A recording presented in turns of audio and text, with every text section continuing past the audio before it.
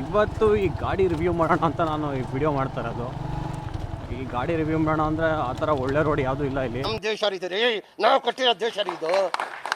ಇದೇ ನನಗೆ ಬೆಟರ್ ಅನ್ನಿಸ್ತು. ನಮ್ಮ ತೋಟಕ್ಕೆ ಹೋಗೋ ದಾರಿ ಇದು. ಇಲ್ಲೇ ವಿಡಿಯೋ ಮಾಡೋಣ ಅಂತ ನಾನು ಗಾಡಿ ಎತ್ಕೊಂಡ್ಬಂದಿದ್ದೀನಿ. ನೋಡಿ, ಇದೇ ಗಾಡಿ ಕಂಪ್ಲೀಟು ಯಮಹಾ ಕ್ರಕ್ಸು. ಗಂಗಸಂದ್ರದಲ್ಲಿದೆ ಸ್ಕೂಲು. ಗುಬ್ಬಿ ತಾಲೂಕು ಗಂಗಸಂದ್ರದಲ್ಲಿರೋ ಇದು ಸ್ಕೂಲು. 100 ವರ್ಷದ ಹಳೆಯದು. ಹೆಂಗಿದೆ ನೋಡಿ. ಅವಾಗ ಒಂದು ಬ್ರಿಟಿಷ್ ಕಾಲದಲ್ಲೇ ಕಟ್ಟಿರೋದಂಥ ಸ್ಕೂಲ್ ಇದು. ನಿಮ್ದಪ್ಪಯ್ಯ ಅಂತೀನಿ, ದಯವಿಟ್ಟು ಇದನ್ನ ಇಲ್ಲಿಗೆ ಬಿಟ್ಬಿಡಿ ಪ್ಲೀಸ್. ನೋಡಿ ಸ್ವಾಮಿ, ನಾವಿರೋದು ಹೀಗೆ. ನೋಡಿ ಸ್ವಾಮಿ, ಸ್ವಾಮಿ ನೋಡಿ ಸ್ವಾಮಿ, ಸ್ವಾಮಿ ನೋಡಿ ಸ್ವಾಮಿ, ನೋಡಿ ಸ್ವಾಮಿ. ಈ ಗಾಡಿ ಮಾರ್ಕೆಟಿಗೆ ಬಂದಿದ್ದು 2001ನಲ್ಲಿ. ಅವಾಗ ಯಮಾದವರು ಈ ಬೈಕ್ನ ಇಂಟ್ರೊಡ್ಯೂಸ್ ಮಾಡಿದ್ರು. RX ಯಾವಾಗ ನಿಂತ್ಕೊಂತು 1996 ಅವಾಗ 2001ನಲ್ಲಿ ಈ ಗಾಡಿ ತಂದರು. ಆಸ್ ಇಟ್ ಈಸ್ ಸೇಮ್ ಡಿಸೈನಲ್ಲೇ ಬಿಟ್ಟರು ಗಾಡಿನ. ಅದಕ್ಕೆ ಏನು ಡಿಫ್ರೆನ್ಸ್ ಇಲ್ಲ. ಸ್ವಲ್ಪ ಬಾಡಿ ಗಿಡಿ ಅದೊಂದು ಬಂದ ಚೇಂಜಸ್ ಬರುತ್ತೆ ಅಷ್ಟೇ. ಅವಾಗ ಮಾರ್ಕೆಟಿಂಗ್ ಇವ್ರಿಗೆ ತುಂಬ ಕಷ್ಟ ಆಯಿತು. ಏನಕ್ಕೆ ಅಂದರೆ ಆಲ್ರೆಡಿ ಮಾರ್ಕೆಟಲ್ಲಿ CD100, passion pro, Splendor plus ಅನ್ನೋ ಬೇಜಾನ್ ಬೈಕ್ಗಳು ಅದೇ ಆಟಾಡ್ತಾ ಇದ್ವು. ಗಾಡಿ ನೋಡಿ, ಇದು ಸೇಮ್ ಒಂದು ಸ್ವಲ್ಪ ಡಿಟೋ RX ಥರನೇ ಇದೆ. ಒಂದು ಸ್ವಲ್ಪ ಚೇಂಜ್ ಇದೆ. ಬಾಡಿ ಆಗಲಿ ಸ್ವಲ್ಪ ಶೇಪ್ ಆಗಲಿ ಸ್ವಲ್ಪ ಚೇಂಜ್ ಇದೆ. ಗಾಡಿ ಅಷ್ಟು ವೆಯ್ಟ್ ಇಲ್ಲ, ತುಂಬ ವೆಯ್ಟ್ಲೆಸ್ ಇದೆ. 116 kg ಇದೆ ಗಾಡಿ ಓವರಾಲ್ ವೆಯ್ಟು.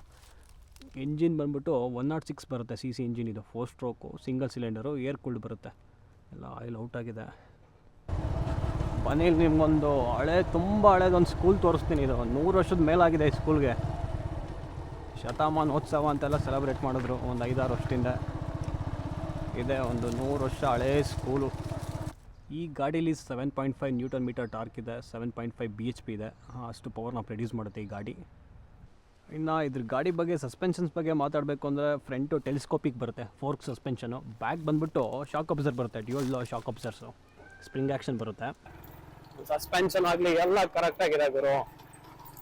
ಒಂದು ಬೆಸ್ಟ್ ವಿಲೇಜಿಗೆ, ಒಂದು ರೂರಲ್ ಏರಿಯಾಗೆ ಬೆಸ್ಟ್ ಬೈಕ್ ಥರ ಬಿಟ್ಟ ಇದನ್ನು.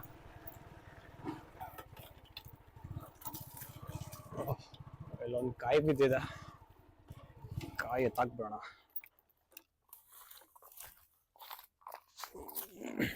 ₹25 ಒಂದು ಕಾಯಿ ಇವಾಗ. ಲ್ಯಾಟ್ರಿ. ಈ ಬೈಕಲ್ಲಿ ಫ್ರಂಟು ಮತ್ತು ರೇರು 2 ಡ್ರಮ್ ಬ್ರೇಕ್ ಬರುತ್ತೆ.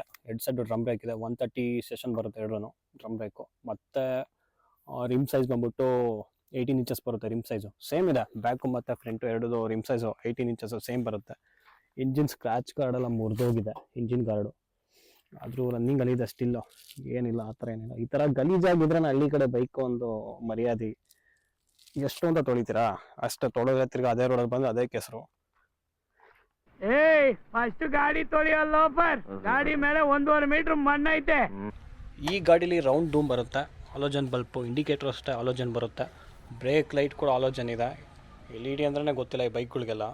ಜನಗಳಿಗೆ RX ದಮ್ ಗೊತ್ತಿರಲಿಲ್ಲ, ಬಟ್ ಅವಾಗ ಬೈಕ್ ಇತ್ತು. ಇವಾಗ RX ಪವರ್ ದಮ್ ಎರಡೂ ಗೊತ್ತು, ಆದರೆ ಬೈಕ್ ಇಲ್ಲ. ದಮ್ ಬೇಕಲ್ಲ. ಅವಾಗೆಲ್ಲ RX ಸ್ವಲ್ಪ ಮೈಲೇಜ್ ಕಡಿಮೆ, ಫ್ಯೂಯಲ್ ಜಾಸ್ತಿ ಕುಡಿಯುತ್ತೆ, ಆ ಥರ ಎಲ್ಲ ಒಂದಿತ್ತು, ಮೇಂಟೆನೆನ್ಸ್ ಕಾಸ್ಟ್ಲಿ ಅಂತ. ಬಟ್ ಜನಗಳಿಗೆ ಈ ಬೈಕ್ ಬಿಟ್ಟಾಗ ಮೈಲೇಜ್ ಜಾಸ್ತಿ ಬರುತ್ತೆ ಅಂತ ನಂಬಲಿಲ್ಲ ಆ ಟೈಮಲ್ಲಿ. 80.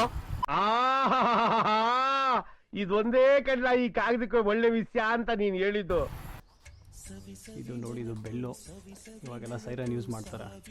ಇದೊಂದು ಬೆಲ್ಲಲ್ಲಿ ಇನ್ನೊಂದು ಇರುತ್ತೆ ರಾಡಲ್ಲಿ ಹೊಡೆದ್ರೆ ಊಟಕ್ಕೆ ಒಂದು ಪೀರಿಯಡ್ ಆಗ್ತಿದ್ದಂಗೆ ಒಂದು ಬೆಲ್ಲು, ಸೆಕೆಂಡ್ ಪೀರಿಯಡ್ಗೆ 2 ಬೆಲ್ಲು, ಆ ಥರ ಹೊಡಿತಿದ್ವಿ. ಎಲ್ಲ ಮೆಮೊರೀಸು ಸಿಗಲ್ಲ ತಿರ್ಗಾ ಇದು. ಮತ್ತು ಟ್ಯಾಂಕ್ ಬಂದ್ಬಿಟ್ಟು 12 ಲೀಟರ್ ಫ್ಯೂಯಲ್ ಕೆಪಾಸಿಟಿ ಬರುತ್ತೆ ಇದರಲ್ಲಿ. ಇಲ್ಲಿ ಲೋಗೋ ಬರ್ತಾಯಿತ್ತು ಮುಂಚೆ, ಇಲ್ಲೊಂದು, ಆ ಸೈಡ್ ಒಂದು ಲೋಗೋ, ಯಮಹಾದೊಂದು ಲೋಗೋ. ಅದೆಲ್ಲ ಕಿತ್ತೋಗ್ಬಿಟ್ಟಿದೆ. 19 ವರ್ಷ ಆಗಿದೆ ಗುರು ಈ ಗಾಡಿಗೆ. ಸ್ವಲ್ಪ ಬೇಸಿಗೆಲ್ಲ ಎಲ್ಲ ಡ್ರೈ ಆಗಿದೆ. ಇವಾಗ ಮಳೆಗಾಲದಲ್ಲೆಲ್ಲ ಮಸ್ತಾಗಿರುತ್ತೆ ಗುರು ಈ ರೋಡೆಲ್ಲ. ನೋಡಿ, ಈ ಗಾಡೀಲಿ ಒಂದು ಫಿಲ್ಟ್ರ್ ಕೊಟ್ಟಿದ್ದಾರೆ. ಇದು ಪೆಟ್ರೋಲ್ ಫಿಲ್ಟ್ರು. ಟ್ಯಾಂಕಿಂದ ಪೆಟ್ರೋಲ್ ಬಂದು ಇಲ್ಲಿ ಫಿಲ್ಟ್ರ್ ಆಗಿ ಆಮೇಲೆ ಕಾರ್ಬೊರೇಟ್ರಿಗೆ ಹೋಗುತ್ತೆ. ಕಾರ್ಬೊರೇಟ್ರಿಂದ ಇಂಜಿನಿಗೆ ಸಪ್ಲೈ ಆಗುತ್ತೆ.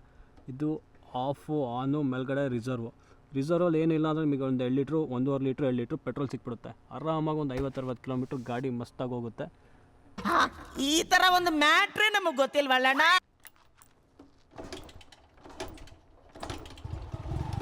ಈ ಥರ ಕಿಕ್ ಹೊಡೆದು ಬೈಕ್ ಸ್ಟಾರ್ಟ್ ಮಾಡಿ ಓಡಿಸ್ತೀವಿ ನೋಡಿ, ಆ ಮಜಾನೇ ಬೇರೆ ಇರುತ್ತೆ. ಆ ಬೈಕ್ ಕೊಡೋ ಫೀಲು, ಆ ಪವರು, ರಾ ಪವರ್ ಇರುತ್ತೆ ನೋಡಿ.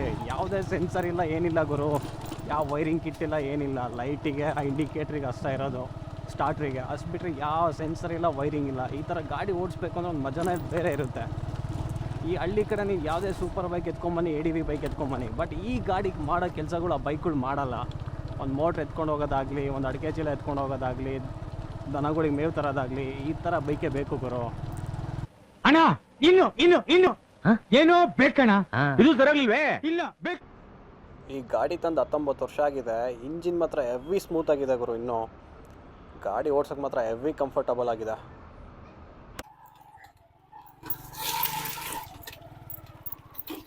ಇಲ್ಲೊಂದು ಬಾವಿ ಇದೆ, ತೋರಿಸ್ತೀನಿ ಬನ್ನಿ. ಮುಂಚೆ ಎಲ್ಲ ಬೇಜಾನ್ ಫ್ರೆಂಡ್ಸ್ ಎಲ್ಲ ಬರ್ತಾ ಇದ್ವಿ, ಈಜಾಡ್ತಾ ಇದ್ವಿ. ಬಟ್ ಇವಾಗ ಯಾರು ಬರಲ್ಲ, ಅವ್ರವ್ರ ಕೆಲಸದಲ್ಲೆಲ್ಲ ಬ್ಯುಸಿ ಆಗ್ಬಿಟ್ಟಿದ್ದಾರೆ.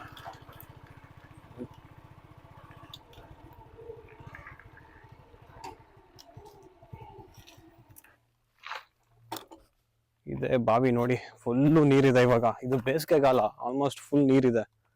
ಅಲ್ಲೊಂದು ಹಾವು ಹೋಗ್ತಿದೆ ನೋಡಿ. ಎಲ್ಲ ಮುಂಚೆಲ್ಲ ಈಜಾಡ್ತಾ ಇದ್ವಿ ಇಲ್ಲಿ, ಅವಾಗೆಲ್ಲ ಕ್ಲೀನ್ ಇತ್ತು ಬಾವಿ. ಇವಾಗ ಸ್ವಲ್ಪ ಎಲ್ಲ ಮಣ್ಣು ನೋಡಿದ್ರೆ ಸ್ವಲ್ಪ ಹಾಳಾಗಿದೆ ಅಷ್ಟೇ. ಡೀಪ್ ಇದೆ ತುಂಬ, ಒಂದು 6 ಮಟ್ಟ ಇದೆ, 35 ಅಡಿ ಇದೆ ನೋಡಿ ಡೀಪ್ ಇದು ಬಾವಿ.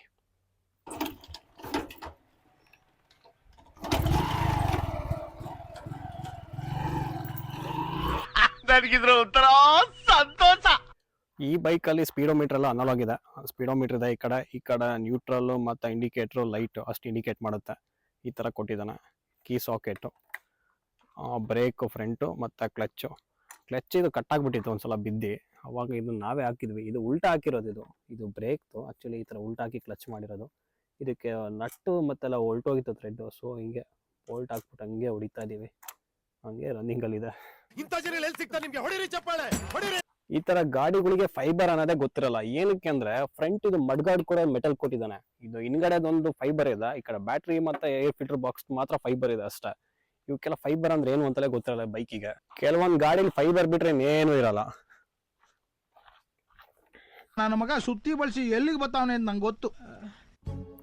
ನೆಮ್ಮದಿ ಹೆಂಗಿರುತ್ತೆ ಅಂದರೆ, ಈ ಥರ 3-4 ಎಕರೆ ಜಮೀನು ಇಟ್ಕೊಂಡು ಆರಾಮಾಗಿ ನೀರು ಹಾಯಿಸ್ಕೊಂಡು ಆರಾಮಾಗಿರ್ಬೋದು. ಈ ಥರದೊಂದು ಬೈಕ್ ಇಟ್ಕೊಂಡ್ಬಿಟ್ರೆ 60-70 ಮೈಲೇಜ್ ಕೊಡುತ್ತೆ. ತೋಟಕ್ಕೂ ಮನೆಗೆ ಓಡಾಡ್ಕೊಂಡಿರ್ಬೋದು. 1-2 ಹಸು ಕಟ್ಕೊಂಡ್ರೆ ಸಾಕು, ಖರ್ಚಿಗೆ ಕಾಸಾಗುತ್ತೆ. ಇಲ್ಲಿರೋರ್ಗೆ ಅನ್ಸುತ್ತೆ ನಾನು ಸಿಟಿಲಿ ಇರಬೇಕಾಗಿತ್ತು ಅಂತ, ಸಿಟಿಲಿರೋರಿಗೆ ಅನ್ಸುತ್ತೆ ನಾನು ಹಳ್ಳಿಲಿ ಇರಬೇಕಾಗಿತ್ತು ಅಂತ. ಅಷ್ಟೇ ಡಿಫ್ರೆನ್ಸ್. ಬಟ್ ಜನ ಎಲ್ಲ ಕನ್ಫ್ಯೂಸಲ್ಲೇ ಇರ್ತಾರೆ, ಎಲ್ಲಿರಬೇಕು ಅಂತ ಅವ್ರಿಗೆ ಗೊತ್ತಾಗಲ್ಲ. ಈ ಥರ ಬಾವಿ ಇರುತ್ತೆ, ಆರಾಮಾಗಿ ಈಜೊಡ್ಕೊಂಡು ಹೆಂಗಿರ್ಬೋದು ಇಲ್ಲಿ ಹಳ್ಳಿಲಿ. ಏನು ಸಾರ್ಥಕತೆ ನಿಮ್ಮ ಪ್ರಕಾರ ಹಂಗಿದ್ರೆ ಜೀವನ? ಏನಿಲ್ಲ, ನೆಮ್ಮದಿ ಇರ್ಬೇಕು ಸರ್. 10 ರೂಪಾಯಿ ದುಡಿದ್ರೆ ಪ್ರೌಡಾಗಿ ದುಡ್ಕೊಂಡು ಬೇಕಾದ್ರೆ ನಾಳೆ ಬೆಳಗ್ಗೆ ನಾನು 5 ಗಂಟೆಗೆ ಎದ್ದು ಕೆಲಸ ಮಾಡಿದ್ರು ಯಾರು ಕೇಳಂಗಿರ್ಬಾರ್ದು, ರಾತ್ರಿ ಬೆಳಗ್ಗೆ 10 ಗಂಟೆಗೆ ಎದ್ದು ಕೆಲಸ ಮಾಡಿದ್ರು ಯಾರು ಕೇಳಂಗಿರ್ಬಾರ್ದು.